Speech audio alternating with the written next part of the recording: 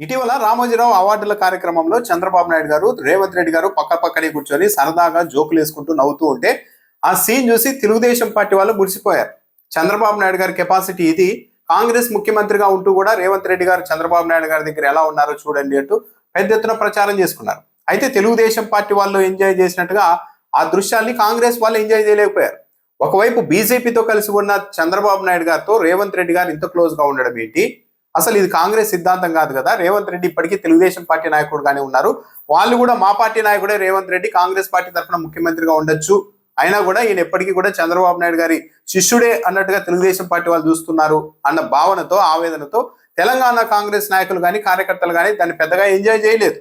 నిజానికి రామోజీరావు కార్యక్రమంలో కూడా కొంతమంది రేవంత్ రెడ్డిని చంద్రబాబు నాయుడు గారికి శిష్యుడుగానే సంబోధించారు. అంటే రేవంత్ రెడ్డి గారి స్థాయిని చంద్రబాబు నాయుడు గారి శిష్యుడుగానే ఇప్పటికీ తెలుగుదేశం పార్టీ వాళ్ళు ప్రచారం చేస్తున్నారు. ఆయన తెలంగాణకు ముఖ్యమంత్రి అన్న దానికంటే చంద్రబాబు నాయుడు గారి దగ్గర ఒబీడియంట్ గా ఉంటారు, చంద్రబాబు నాయుడు గారి దగ్గర ఆయన స్టూడెంట్, చంద్రబాబు నాయుడు గారి వల్లే ఆ స్థాయికి ఎదిగారు, ఈయన ఒక శిష్యుడు అంటూ ప్రచారం చేస్తూ ఉన్నారు. ఇప్పుడు లేటెస్ట్ గా బెంగళూరులో జరిగిన హార్స్ రైడింగ్ ఫైనల్ పోటీల్లో ఏపీ మాజీ ముఖ్యమంత్రి Jaganmohan Reddy, BRS working president KTR పక్క పక్కనే కూర్చొని వాళ్ళు కూడా సరదాగా చాలా క్లోజ్ గా కనిపించారు. ఈ దృశ్యాన్ని ఇప్పుడు బీఆర్ఎస్ వాళ్ళు, వైసీపీ వాళ్ళు ఎంజాయ్ చేస్తున్నారు. టీడీపీ వాళ్ళు మాత్రం ఆక్రోశంతో ఉన్నారు. ఏపీలో వైసీపీ గెలవాలని బీఆర్ఎస్ వాళ్ళు కోరుకుంటున్నారు, తెలంగాణలో బీఆర్ఎస్ గెలవాలని వైసీపీ వాళ్ళు కోరుకుంటున్నారు. బీజేపీతో ఉన్నప్పటికీ కూడా తెలుగుదేశం పార్టీ వాళ్ళు తెలంగాణలో కాంగ్రెస్ పార్టీని విజయం సాధించాలి, రేవంత్ రెడ్డి ఇంకా బలంగా ఉండాలి అని కోరుకుంటున్నారు. అయితే కాంగ్రెస్ పార్టీ, తెలంగాణ కాంగ్రెస్ వాళ్ళు మాత్రం అదే స్థాయిలో ఏపీలో మళ్ళీ తెలుగుదేశం పార్టీ గెలవాలని అయితే కోరుకోవడం లేదు.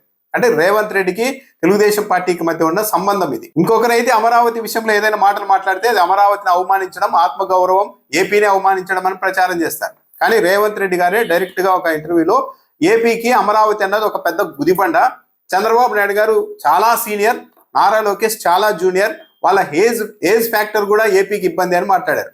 ఈ మాటలు ఇంకొకరు మాట్లాడి ఉంటే మొత్తం వ్యాసాలు రాసేవాళ్ళు, డిబేట్లు పెట్టేవాళ్ళు, ఎంత అహంకారం అని మాట్లాడి ఉండేవాళ్ళు. కానీ తెలుగుదేశం పార్టీ ఒక్క మాట మాట్లాడలేదు. అంటే తెలంగాణలో, మరి ముఖ్యంగా హైదరాబాద్ లో రేవంత్ రెడ్డి ముఖ్యమంత్రిగా ఉన్నారు కాబట్టి ఆయన అవసరం హైదరాబాద్ లో చాలా ఉంది కాబట్టి అమరావతి ఆత్మగౌరవం ఈసారి తెలుగుదేశం పార్టీ వాళ్ళకు గుర్తుకు రాలేదు. ఆ పైన తర్వాత కూడా ఆ వ్యాఖ్యలు చేసిన తర్వాత కూడా రేవంత్ రెడ్డిని ఓన్ చేసుకుంటూనే ఉన్నారు.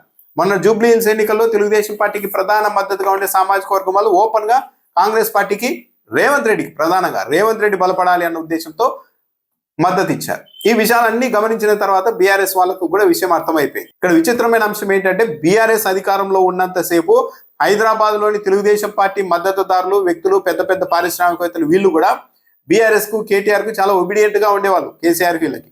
కానీ ఎప్పుడైతే ఆ రోజు కౌంటింగ్ మొదలయ్యి కాంగ్రెస్ పార్టీ గెలిచిందో అదే రోజు సాయంత్రం మరీ ముఖ్యంగా కొందరు సినిమా వాళ్ళు కూడా డిబేట్లకు వెళ్ళి మరి కేటీఆర్ను, కేసీఆర్ను విపరీతంగా విమర్శించారు. చాలా అహంభావం, అహంకారులు, ఇలాంటి వాళ్ళు ప్రజాస్వామ్యంలో ఉండడానికి వీలు లేదంటే రకరకాలుగా నోరు పారేసుకున్నారు. ఒక విధంగా బీఆర్ఎస్ వాళ్ళు కంగు తిన్నారు. నిన్నటి వరకు మనతో అన్న అంత తిరిగిన వీళ్ళ ఇప్పుడు డిబేట్లకు వెళ్ళి మన మీద ఇంతగా మాట్లాడుతున్నారని ఒక విధంగా కంగు తిన్నారు. దాంతో ఒక విషయం అర్థమైపోయింది బీఆర్ఎస్ వాళ్ళందరికీ కూడా. హైదరాబాద్ లో ఉన్న ఈ తెలుగుదేశం పార్టీ మద్దతుదారుల తీరంతా ప్రతికూల పరిస్థితులు ఉంటే ఒక పూడుబాములా ఉండడం, అదే పరిస్థితులు అనుకూలంగా మారంగానే ఒక్కసారిగా నాగతాచులాగా పడగ విప్పడం లాంటిది వీళ్ళ నైజం అన్న విషయం అర్థమైపోయింది. సో ఈసారి తెలంగాణలో కూడా ఏపీ కంటే ఎన్నికలు కొద్దిగా ముందే వస్తాయి. బీఆర్ఎస్ ఈసారి అక్కడ గెలవడం దాదాపు ఖాయమని అందరూ చెప్తున్నారు. ఒకవేళ బీఆర్ఎస్ అక్కడ గెలిస్తే ఆ టైం నుంచి కూడా తెలుగుదేశం పార్టీకి పెద్ద సవాళ్లు మొదలవుతాయి. ఈసారి తెలంగాణలో బీఆర్ఎస్ ప్రభుత్వం ఏర్పడితే తెలుగుదేశం పార్టీ మద్దతుగా ఉండే మీడియా సంస్థలకు కూడా ఇదివరకు ఉన్నంత స్వేచ్ఛ ఉండకపోవచ్చు. ఎందుకంటే బీఆర్ఎస్ 10 ఏళ్ళ అధికారంలో ఉన్నప్పుడు చాలా ఒబీడియంట్ గా రాజీ కుదుర్చుకొని మరి తెలుగుదేశం పార్టీ మీడియా సంస్థలు అక్కడ ప్రచారం చేసే పని చేసాయి. కానీ ఎప్పుడైతే బీఆర్ఎస్ ప్రతిపక్షంలోకి వచ్చిన తర్వాత కేసీఆర్ కుటుంబం మీద, కేటీఆర్ మీద వ్యక్తిత్వ హననానికి కూడా ఏమాత్రం వెనుకాడకుండా రకరకాల స్టోరీలు ప్రచారం చేశారు. ఇవన్నీ కూడా గుర్తుపెట్టుకున్నారు బీఆర్ఎస్ వాళ్ళు. కాబట్టి ఈసారి ఏపీలో కంటే ముందే జరిగే ఎన్నికల్లో తెలంగాణలో బీఆర్ఎస్ అధికారంలోనికి వస్తే ఆ క్షణం నుంచే తెలుగుదేశం పార్టీకి, తెలుగుదేశం పార్టీ మద్దతుగా ఉన్న వాళ్ళందరికీ పెద్ద ఇబ్బందులు అనేవి మొదలైతాయి. ఆ తర్వాత అది ఏపీ మీద కూడా ఆ ప్రభావం ఉంటుంది. బీజేపీతో ఉన్నప్పటికీ కూడా తెలుగుదేశం పార్టీ తెలంగాణకు వచ్చేసరికి మాత్రం రేవంత్ రెడ్డితో, కాంగ్రెస్ పార్టీతో సహజీవనం చేస్తూ అనైతిక రాజకీయాలు చేసైనా సరే హైదరాబాద్ లో మన వ్యక్తే అధికారంలో ఉండాలి, మన పట్టు కొనసాగాలి, మన హవా కొనసాగాలి అన్న తీరుతో రాజకీయం చేస్తోంది అన్నది స్పష్టంగా అర్థమవుతుంది. సో వైసీపీ, బీఆర్ఎస్ ఒకవైపు, టీడీపీ, రేవంత్ రెడ్డి, కాంగ్రెస్ ఒకవైపు అన్న ఒక లైన్ అయితే ఇప్పుడు తెలుగు రాష్ట్రాల్లో ఏర్పడిపోయింది.